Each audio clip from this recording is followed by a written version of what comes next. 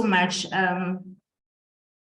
for this opportunity that the Transformation Office has given me to come and share what I think it needs to be done to create an inclusive or more inclusive institutional culture at Nelson Mandela Uni. So I will share my personal views regarding the inclusive institutional culture and what the literature states regarding an integrated approach to a transformed institution as informed by social justice. I do not take this time for granted. It is really an honor to me.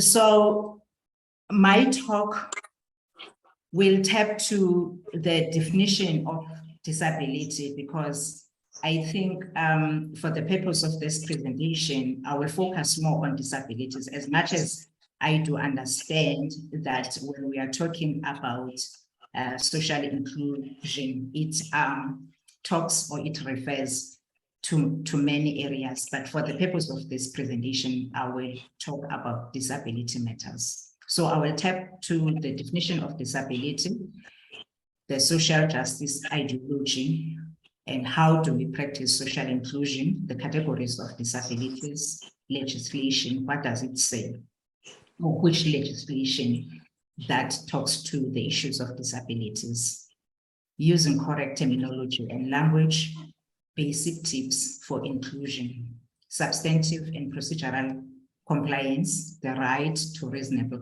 accommodations, accessing accessibility, conduct and access audit, and I will also check to the inclusive recruitment processes or practices rather, leadership commitment and progressive practices. An institution has a mandate to create a more inclusive institutional culture that accommodates the diversity. It is much understandable that inclusive institutional culture refers to many areas, as I have indicated, but for the purpose of this presentation, my focus will be more on disability as one of the designated areas that still need mainstreaming. Embracing diversity is crucial for all operations at the university, counteracting the discrimination and stigmatization that are often experienced by people with disabilities. Universities are required by law to create a conducive environment that will accommodate both employees and students, and furthermore, residences that will enhance the student success. A key issue in mainstreaming disability is to put the insider experience at the center of how we understand and think about disability issues, which I think is very important for the university community to understand on how people with disabilities think and feel. So whenever we are thinking about the disability issues, we need to put them in the center. The reason there is a motto that says nothing about us without us is because persons with disabilities are eager to clarify matters of advice on how they need to be treated and what are their accommodation needs. It is important, therefore, for the institution to self-evaluate itself on how far is the mainstreaming of disability and how is the involvement of people with disabilities in discussions pertaining to build infrastructure, adaptive technology, and communication. So how do we define disability, or how is it defined? Defining a disability is not a simple process. Different people view disabilities from different reference points, and as such, they define the concept based on their own unique perspectives and interactions. Persons with disabilities and persons without disabilities are all likely to have a different idea of what a disability is. This is problematic as it leads to different approaches and solutions when attempting to address or act on the topic. According to the United Nations Conventions on the Rights of People with Disabilities, disability is an evolving concept, and disability results from the interaction between persons with impairments and attitudinal and environmental barriers. It recognizes persons with disabilities as those persons who have long-term physical, mental, intellectual, or sensory impairments, which in interaction with various barriers may hinder their full and effective participation in society on an equal basis with others. Sensory impairments refers to hearing impairment and visual impairment, and mental refers to the neurodevelopmental and the psychosocial disorders. As a centerpiece of Vision 2030, the university will strive to reposition engagement to foster a more equal, inclusive, and socially just society. A more inclusive interpretation of social inclusion is identified through social justice ideology. From the perspective of social justice ideology, social inclusion is about human rights, human dignity, and fairness for all. The primary aim of social justice is to enable all human beings to participate fully in society with respect for their human dignity. Access, participation, and success are shown to represent social justice and human potential respectively, and with the human potential ideology offering the most embracing perspective. Therefore, social inclusion means the empowerment of individuals to participate fully in the organization, regardless of their disabilities. And how do we practice the social inclusion? We need to change our culture and priorities by communicating from the top that all people, including people with disabilities, have value and are respected and openly welcomed in the institution. This may seem obvious, but making the extra effort as it pertains to people with disabilities is very important. It should be part of the institutional DNA that everybody must be valued and everybody is a human being, regardless of the conditions that they have. Websites and all other materials should clearly communicate that disability inclusion is a part of the institution's vision, mission, and values. It should be an intentional consideration at every stage, not merely assumed as an afterthought. Institutions should regularly and repeatedly state that people of all races, ages, abilities, sexual identities, gender orientations, faith, and other backgrounds are welcomed. These declarations can be made out loud by leadership as well as in publications and on social media of the university. It also must be clear in both word and deed that should the institution or any of its employees, events, or materials make anyone feel unwelcome or inequitably treated, they want to know about it, and it will be officially addressed. People with disabilities want respect and not pity, and they want the language used about them to reflect this respect, equality, and fairness. We need to acknowledge, understand, and embrace the widespread nature of disability. The literature states that the challenges impacting persons with disabilities in South Africa employment are more complex and challenging than in most countries. Disability touches every demographic category: gender, age, race, sexual orientation, and it impacts most people eventually through accident, illness, or aging. It is very much common in this case that people who are not currently disabled do not think that tomorrow they may be disabled. So in most cases, the focus is always on race and gender when it comes to equality issues. However, as I indicated, the disability spans all levels, all categories, race and gender. Certain disabilities are obvious because they require use of a wheelchair or crutches or have noticeable physical attributes.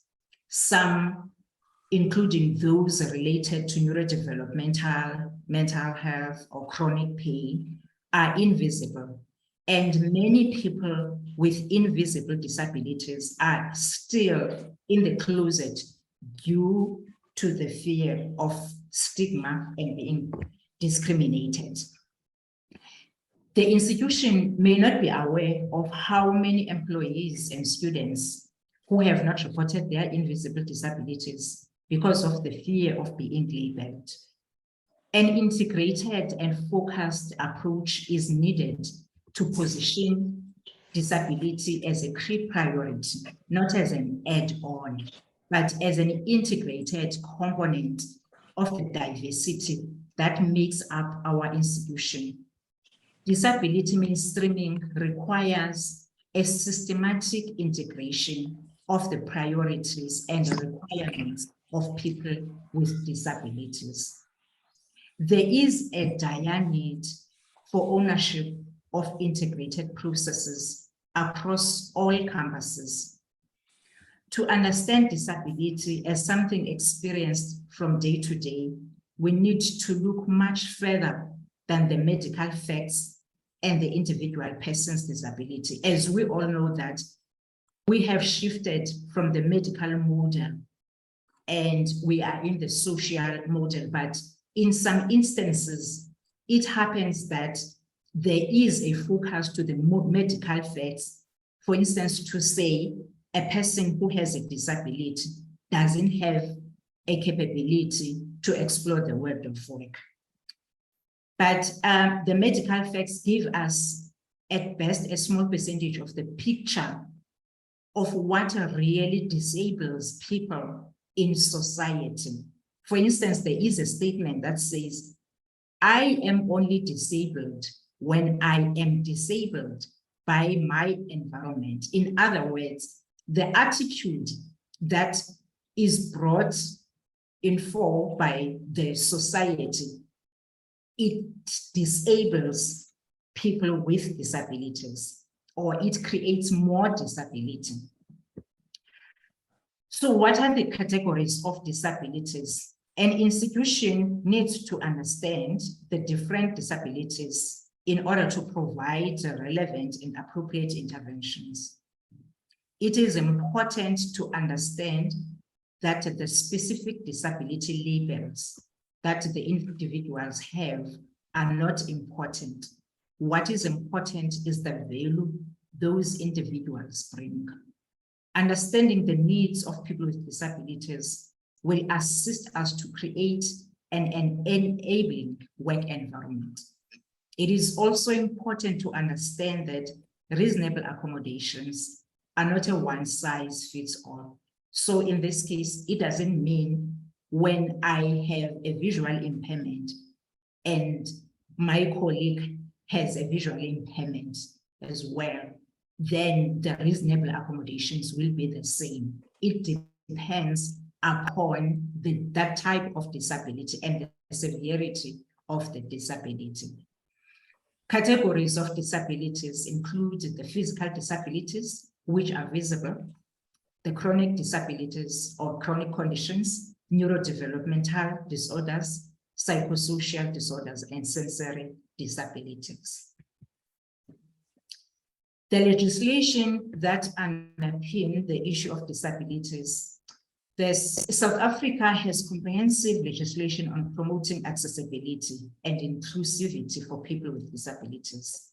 The Constitution of the Republic of South Africa, the United Nations Convention on the Rights of People with Disabilities, Article 27, the Employment Equity Act, the Promotion of Equality and Prevention of Unfair Discrimination, the Labor Relations Act, relevant codes of good practice issued by the Department of Labor, the Occupational Health and Safety Act, the National Building Regulations Part S, White Paper for Post-School Education and Training, and the Strategic Disability Policy Framework is the legislation that the higher institutions are expected to implement them.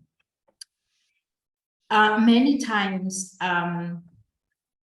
people who do not have disabilities, they tend to use the terminology that is not acceptable or that is not correct. Therefore, it means language can be used as a powerful tool to facilitate change and bring about new values, attitudes, and social integration. Negative words and stereotypes act as barriers to understanding the reality of disability. Misguided language and many prevailing attitudes promote outdated beliefs that persons with disabilities are suffering. They are sick, or they are disadvantaged, they are needy, or in general, they are not like us as able-bodied people. Most of the time, we always refer to people who are not disabled as normal. And that automatically gives the impression that those who are disabled are not normal, which is a discrimination or an offense or a stigma on its own.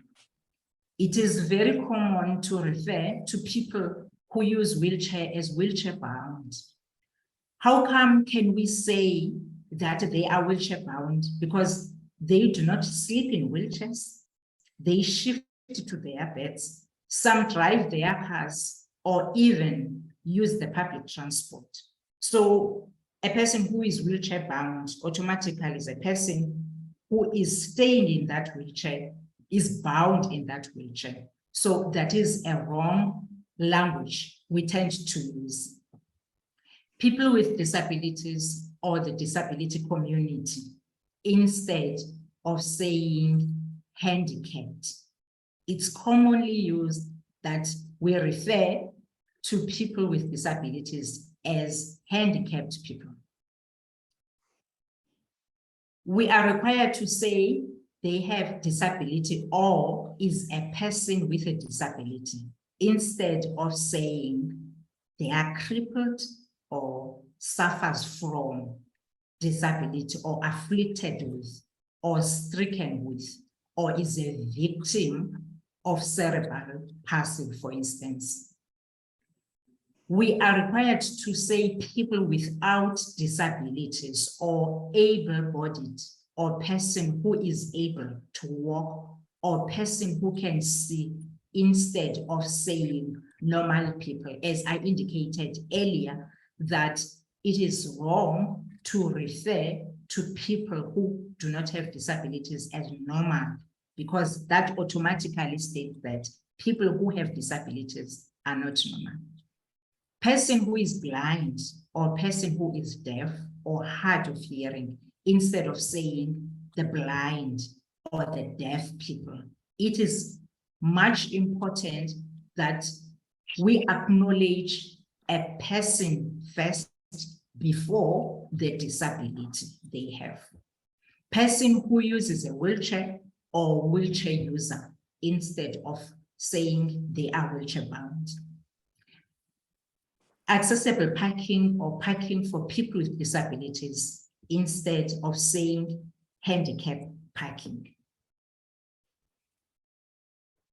A person who has a speech impairment, we refer to them as person with a speech impairment or who has a speech disability or speech disorder or communication disability, instead of saying a stutterer or someone who is tongue-tied. Person who cannot speak or has difficulty speaking or is non-vocal or non-verbal instead of dumb. For instance, if I can make an example of people who have autism spectrum disorders, Some of them, they do not have communication. They are non-verbal communicators. So we need to say non-verbal communicators instead of saying they are dumb. We refer to a person with cerebral palsy as a person with cerebral palsy instead of saying is a cerebral palsy victim. Person with a disability and walks with crutches instead of crippled or lame or deformed. People who have neurodevelopmental or psychosocial disorders instead of saying retard or mental defective or mongoloid. What are the basic tips for inclusion as we are trying to create an inclusive institution? It is very important that when planning a meeting or other event, think about specific accommodations a person with a disability might need. If a barrier cannot be avoided, let the person know ahead of time. For instance, there are times whereby the lift is not working, and it happens that there is a person who is in a wheelchair. So that person has a right to be informed that the lift is not working, rather than the person will go to the lift and stuck. And in some instances, it happens that those people who need to climb the stairs, they are carried, which is dehumanizing them. We must be considerate of the extra time it might take for a person to do or say something. A person who has a speech disorder may take time to say something. So it's important that those people are given time so that they are able to articulate themselves on their piece. We must be patient and give undivided attention, especially with someone who speaks slowly. We listen or ask for specific instructions. We must never pretend that we understand whilst we are not understanding. We must try to avoid asking personal questions about someone's disabilities. We must use normal tone of voice when welcoming a person with a disability without raising the voice unless we are asked to do that. You have to shake hands even if the person has limited hand use or wears an artificial limb. A left handshake is acceptable. If the person cannot shake hands, we need to acknowledge them with a smile and a spoken greeting. When it comes to the substantive and procedural compliance, on creating inclusive institutional culture, it is important for the employer to follow procedural requirements. Complying with the substantive requirements of the Employment Equity Act is a mandatory. This means that while procedures must be followed, meaningful results must also be achieved. Both substantive and procedural compliance to the Employment Equity Act must address the issues related to hiring, advancing, and retaining persons with disabilities.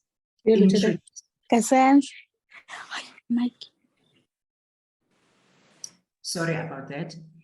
Introducing flexible work arrangements, organizing the assistive technology, introducing affirmative action measures. Moreover, their representation in the Employment Equity Forum should not be just a compliance, but their voice should be heard. And again, they should be involved in consultation processes. It is the responsibility of the employer to provide reasonable accommodations for persons with disabilities. There are no official request forms that exist under the Employment Equity Act. However, an employer should request a formal documentation of requests for reasonable accommodation. Employers and employees should engage about the nature of the accommodations requested and how to best incorporate them into the workplace. This also applies in the case of students, as they have a responsibility to submit the request for reasonable accommodations and a verification for their disabilities. Proof of medical documentation is a measure to verify a disability. It is not obvious to assume that a person has no disability because it is not seen. As I indicated earlier, that there are invisible disabilities whereby you cannot assume that a person doesn't have a disability. It is also quite common to assume that people who have similar conditions should have same reasonable accommodations. However, it is not one size fits all. Examples of reasonable accommodations include the following: lowering a desktop height for a wheelchair user, providing special chairs or desks, technology or the devices, computer programs, providing special telephone equipment for a person who has a hearing impairment, allowing a guide dog into the workspace for an employee who is blind, modified and flexible work schedule for an employee with mobility challenges. This one is also important because people who have mobility issues, who are using the wheelchairs, there are times whereby they have the source. So it means an employer will need to modify the times, the work schedule, and that is part of a reasonable accommodation to accommodate an employee who have mobility challenges, providing persons with disabilities accessible parking spaces.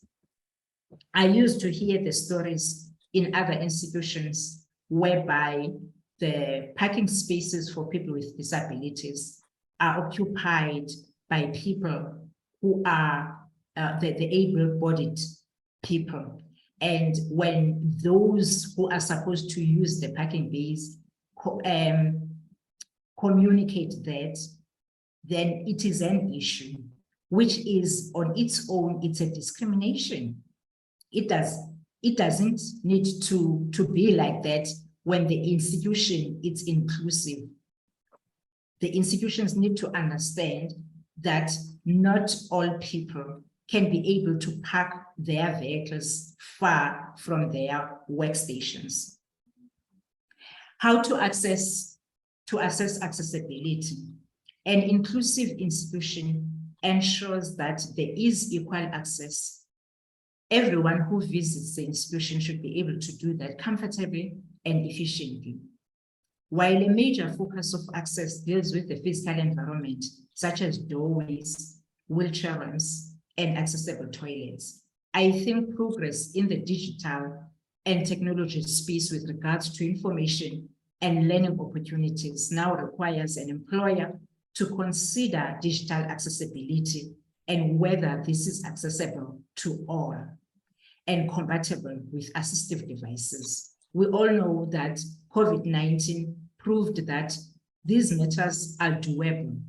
Before the pandemic, we took it for granted that there are people who need to see the captions when the information is issued online.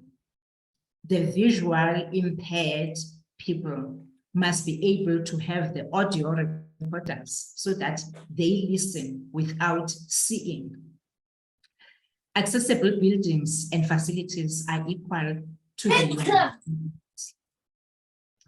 It is important to ensure that doors to the institution, whether literally or virtually, remain open so that those who are using the wheelchairs are able to enter without the barriers.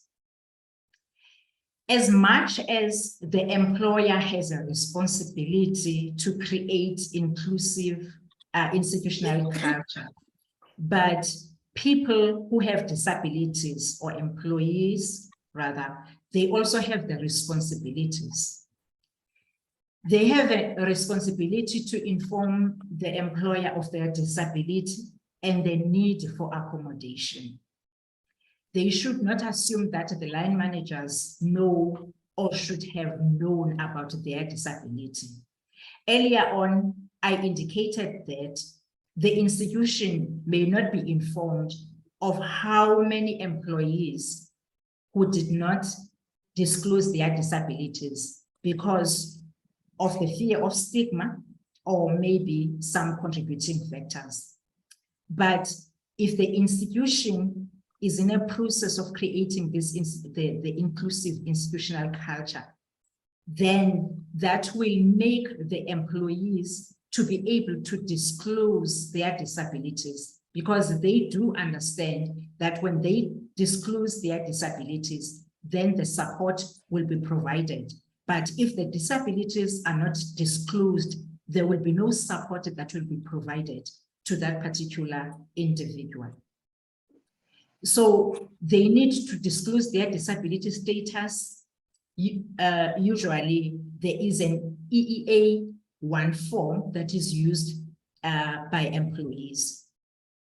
They need to work with the employer by providing relevant and appropriate information to support the request for accommodation and ensure that health assessment, if necessary, are done accordingly. The employer is not entitled to provide accommodation if sufficient details about the disability are not provided. However, the employer does bear the responsibility to cover the costs of the required assessment for that particular employee. They need to work with the employer to find appropriate accommodation solutions. The employee should be considerate to the current situation and realities of the employer and consider what the employer is proposing. So in actual fact, what is needed is an engagement between the employer and the employee in order to have a consensus regarding the accommodations. A reasonable accommodation proposed by an employer may not be the employee's preferred option. However, a rejection of reasonable accommodation efforts could be a deciding factor in determining whether the employer has met the legal responsibilities. For instance, an employee may ask for another job as a result of an illness, but the employer may instead suggest modifying the employee's duties. So in this case, the employer may have met the duty to accommodate an employee. The employee advises the employer if accommodation measures need to be changed or if the agreed upon solution has not worked as it was intended, and explore ways to modify the arrangements. Accommodation is not always a one-time provision. Changes in employee needs or the job itself can trigger the need for new solutions. Hence, it is important that an employee needs to engage with an employer and to update an employer if there is a change of the accommodation needs as per the severity or the deterioration of the disability. Members of the Employment Equity Forum should ensure that disability remains on the institution's transformation agenda. Students as well have the responsibilities. They need to report their disabilities when they apply for enrollment. They should register with the Universal Accessibility and Disability Services to be in the database and also indicate their need for the reasonable accommodations. The Reasonable Accommodations Committee will then sit and process their applications for accommodations. They also recommend additional accommodations based on the medical documentation and the type of the disabilities. It usually happens that some students are left behind because of the information that is not sufficient that they submit. So hence the committee also recommends additional reasonable accommodations for the students. If a student did not report their disabilities, they may not receive any support. It's very important to conduct an access audit. As we all know that the issue of infrastructure is always a challenge in terms of the universal access. A disability access audit is a useful means of assessing the current state of accessibility and usability of buildings by people with disabilities. Buildings that have been designed or adapted to meet the access needs of people with different impairments are likely to be more flexible and make it easier for employers and service providers to fulfill their duties. Every effort should be made to provide accessible facilities in as many buildings as possible, notwithstanding the fact that it might not always be a requirement of the national building regulations. And in this case, it is whereby the involvement of people who have disabilities, it's very important because they will advise on what is expected to create the universal access. Because what is nice about universal access is that if all the buildings are universal accessible, then all people will have an access. The potential to adapt buildings after construction might be prohibitive in terms of cost, and therefore any decision made to include an inaccessible area of a site or building or facility at the design stage when such works are possible should not be taken lightly. One must be reminded that if all facilities are designed correctly, they can also provide safe, comfortable, and convenient use to persons with or without disabilities. In an institution that has created inclusive institutional culture, all people are treated with great respect and dignity. There should come to a point whereby people with disabilities embrace their disabilities, talk about their disabilities without fear of discrimination. Coming to the issue of inclusive recruitment practices. Inclusive recruitment is part of creating an inclusive institutional culture. Human resources has a responsibility to create an enabling and welcoming environment during the recruitment so that all people feel accommodated. This involves making adverts and other material available in accessible formats, setting up an accessible website, providing further and additional information as may be needed, informing candidates about workplace adjustments, all as part of the recruitment process. For some people with disabilities, an interview may not be the best way to demonstrate their skills. They may find it difficult to articulate, to express themselves, because they may be nervous about interviews, especially if they have had unpleasant experiences or if they have been unemployed for some time. This affects those who have visible disabilities or invisible disabilities. A person with a disability may have the skills to perform the job, but not perform well in the interview for the reasons that I have mentioned earlier. As such, being considerate to the circumstances and possible challenges experienced by the person with the disability is a positive practice. People with disabilities may not have access to the technology or platforms to find out about vacancies. So it means various platforms that will accommodate diversity of people must be used by an institution. They may also have reservations about applying for certain jobs if they have had negative experiences in the past. The employer also have uncertainties, fears, and concerns, often as a result of a lack of awareness and knowledge about people with disabilities. So in this case, it is very important that there is continuous awareness education that is taking place in the institutions. What is the leadership commitment and progressive practices to create inclusive institutional culture?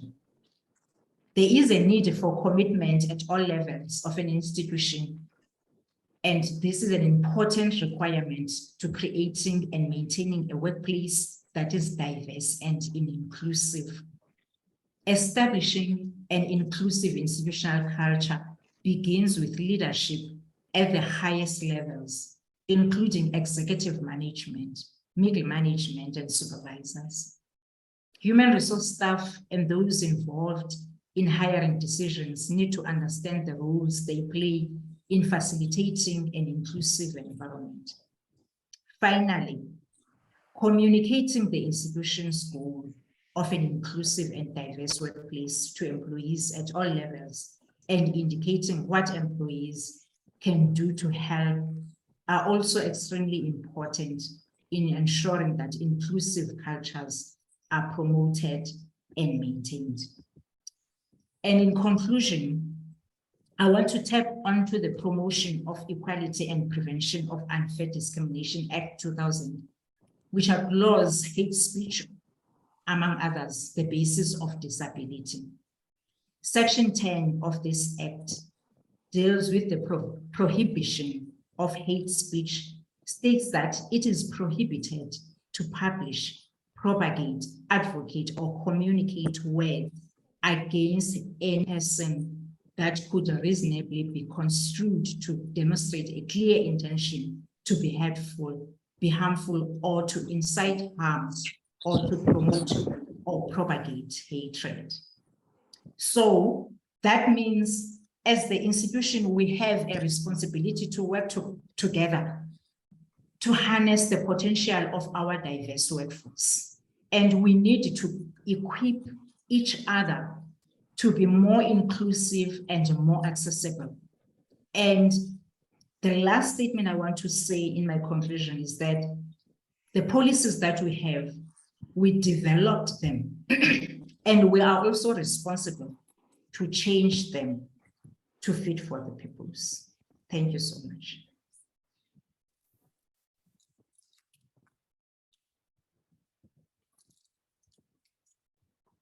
Thank you so much for that insightful presentation. I know I learned a lot, especially when you took us through terminology. I think that is something that is so important for us to have that type of training as an institution. I know I have a few questions, but I don't know if anyone else in the room has questions. We can open the floor now to questions. Please feel free to unmute yourself and speak, or raise your hand, or use the chat, whichever way is more comfortable for you.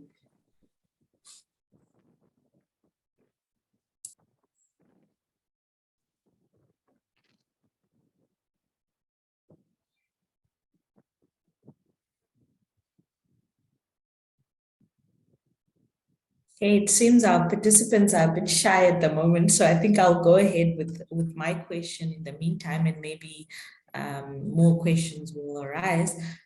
But I think my question, well, my first question was linked to the invisible disabilities. As an inclusive institution, since these are invisible disabilities, I think maybe as the person suffering with that disability, you might not also be aware that you have that disability. So how, as a person who might have an invisible disability, whether a staff member or student, How do you assess for yourself whether you have that disability in order to be able then to make the disclosure and then approach UADS and get the support? How do you determine that? Okay, thank you, Adelaide. The issue of invisible disabilities is quite tricky because sometimes people do not know, as you indicated, that they have these disabilities. I may not have the right answer, but my opinion is that it is very important for an individual to understand themselves and to be able to identify the symptoms that are strange. But without awareness and advocacy, some people may not understand the symptoms. So in this case, it's very important that there is continuous advocacy, continuous awareness education regarding the types of disabilities, what are the symptoms when you have a dyslexia, what are the symptoms, right. as much as some of the Right. Sorry about. Okay. Still waiting for another one. Is it coming?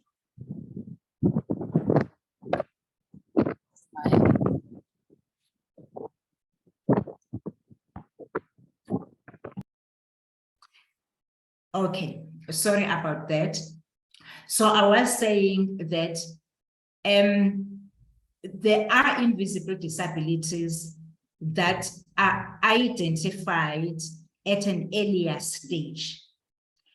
As much as there are people who have these disabilities, which they may not overcome, for instance, the issue of dyslexia, but they were not identified due to the, I'm not sure whether it's a right word to say, parents who were ignorant, who were not informed, who were not aware of these disabilities, and the schools, because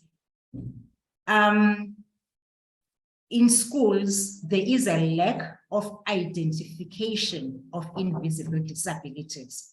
So in this case, I would say that it's very important for the continuous education on the symptoms of invisible disabilities, for people to be able to identify these symptoms to themselves and seek help thereafter. Because if you do not identify what is happening to you, you are not going to seek any help.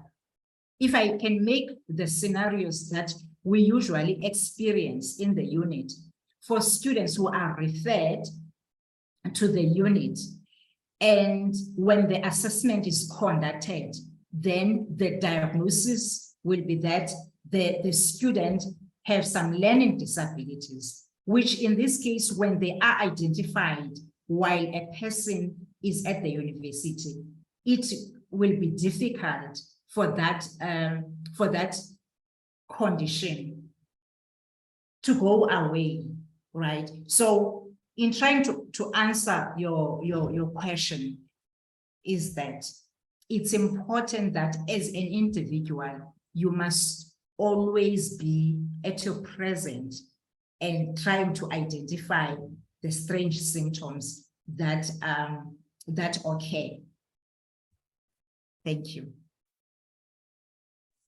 Thank you so much for that. I think also there's that problem of culture where, especially with maybe mental disabilities or psychosocial, depending on your cultural background, there's this negative perception. So for you to be able to identify that, no, this is actually a disability, there's nothing wrong with me, I'm not bewitched or whatever it is that you know, culturally there's that, that conflict, that dilemma sometimes.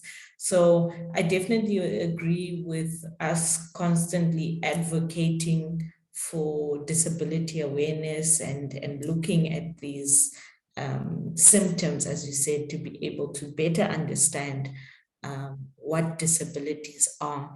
I see there's a question in the chat sent via someone connecting via the iPhone. The question says, I have a question. What is the right way of describing a person with a short height? I would like to apologize if I ask the question in an inappropriate way. Okay. My question is that why do you want to describe the person with their height? It starts there. You can't describe a person by their height. For instance, I know that people who have a short height, they are addressed as dwarfism, which is a discrimination. So in this case, there is no need to describe a person because of their features, of their body features.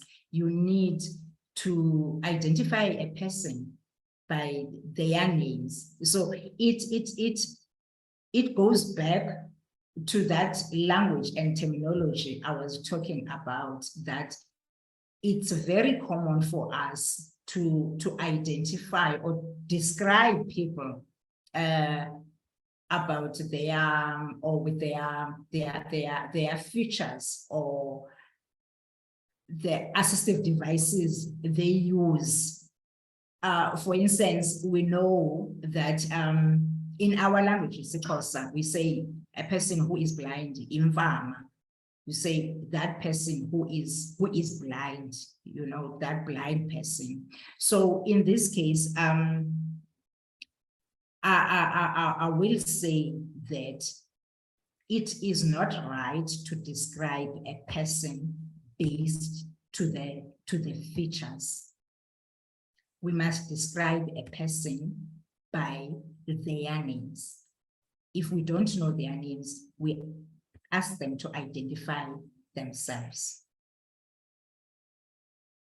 So as I indicated earlier on, that it's important to equip each other, and it's important that we learn the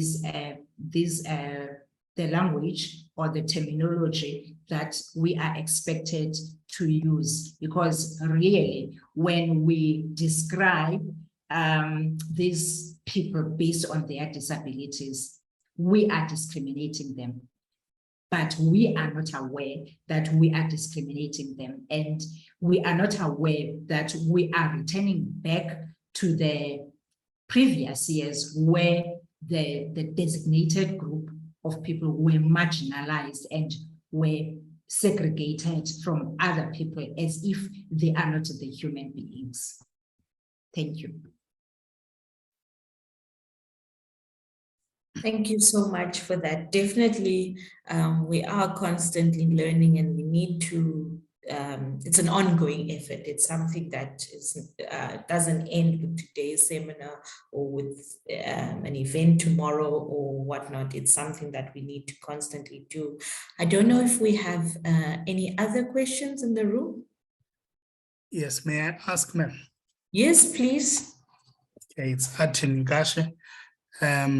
Ma'am, is the voice of disability positioned strategically in institutions of higher learning to command and foster the necessary attention it deserves? My question is seeks to understand whether we are in a position to voice to the powers that be the needs of disability in general institutions of higher learning, not just in our university.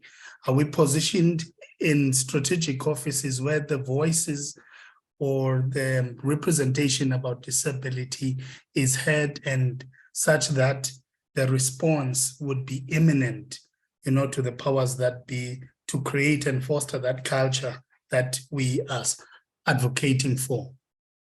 I don't know if my question is clear. Thank you for that question. It is much clear.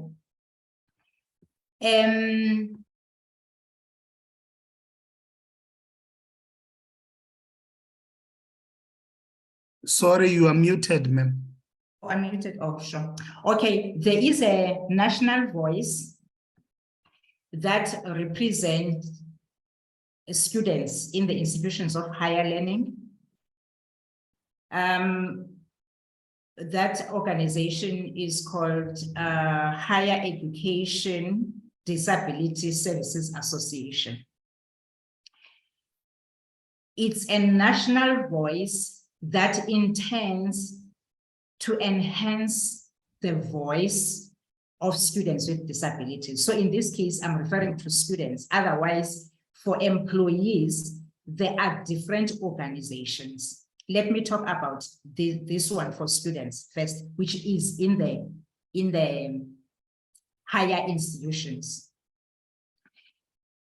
It is it's a growing organization because initially when it was established, because it was established in 2011, so it was not recognized because we need to be mindful of the fact that for some institutions, it takes so long to create an access for people with disabilities.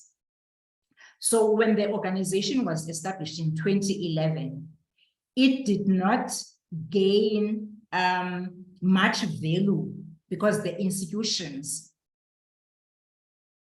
were taking the issue of disabilities as an afterthought. But currently, the organization is growing as it is marketing itself.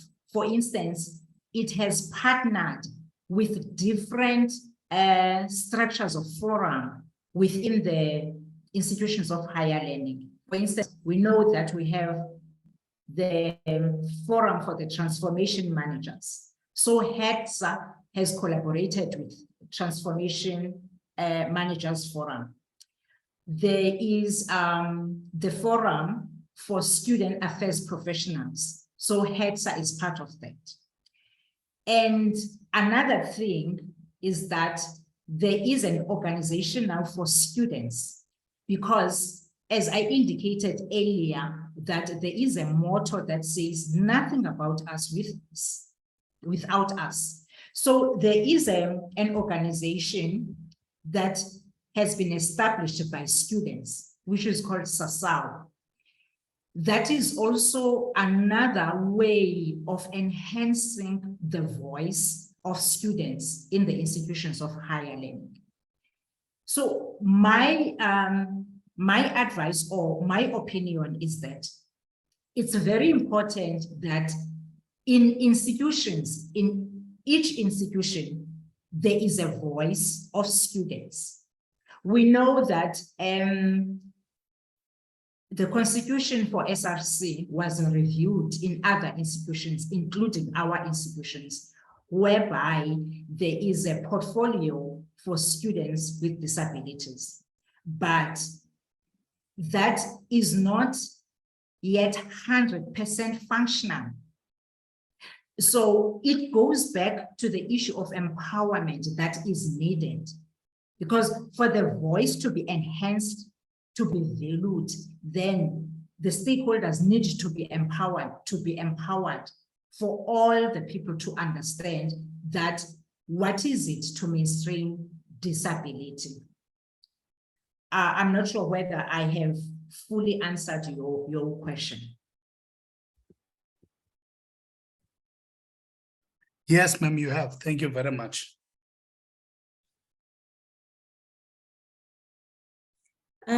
I think we have now gone over time, but I'll just quickly go to the chat.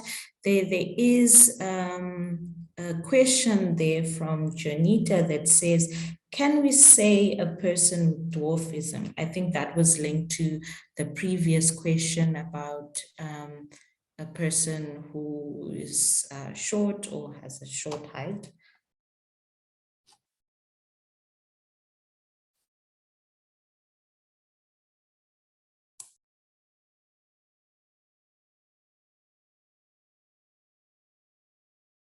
We've gotten the response there to that question that no, dwarfism is discriminating. So we can therefore not say someone with dwarfism.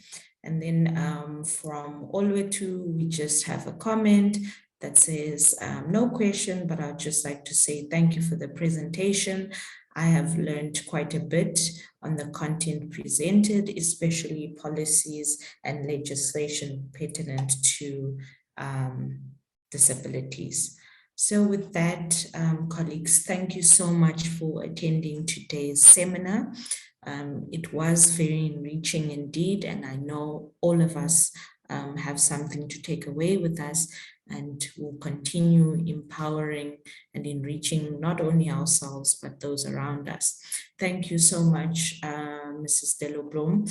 Hopefully in the future, you will collaborate once again with the Transformation Office to present something so enriching and so powerful such as today's seminar. Thank you, everyone. Enjoy the rest of your day. Thank you so much, Adelaide, for the opportunity. Thank you to everyone who have attended.